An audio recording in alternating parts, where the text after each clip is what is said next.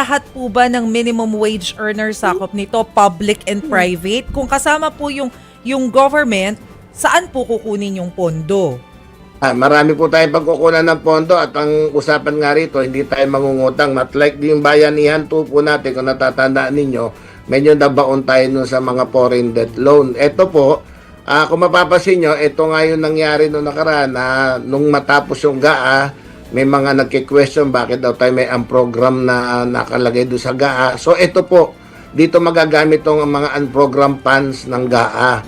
Pangalawa, kung matatandaan po ninyo, yung social welfare, yung DOTR, naglaan naman tayo talaga ng pang-ayuda even before this war came up. So, lahat po yan, pwede nating i-divert doon, i-convert doon at magamit natin pang-ayuda sa mga middle class at sa mga proyekto pang gagamitin natin gawa nitong crisis na to.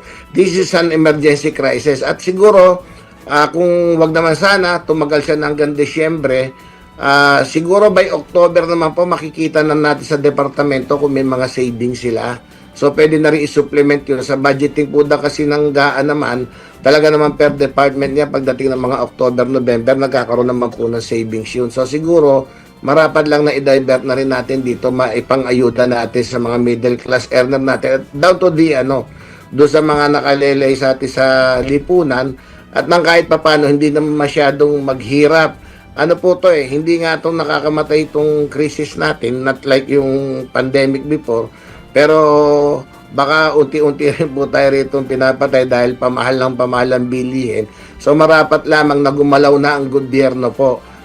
Suportahan na, lalo na yung mga private businessman. Yung, kasama po rito sa, sa batas ko, yung mga small and medium enterprise na sila rin po masuportahan, makautang sila na up to the 250,000 loan without interest, payable within 3 years. Kasama po doon sa bill ko. So talagang parang in general po, mapump up natin ulit yung ekonomiya natin.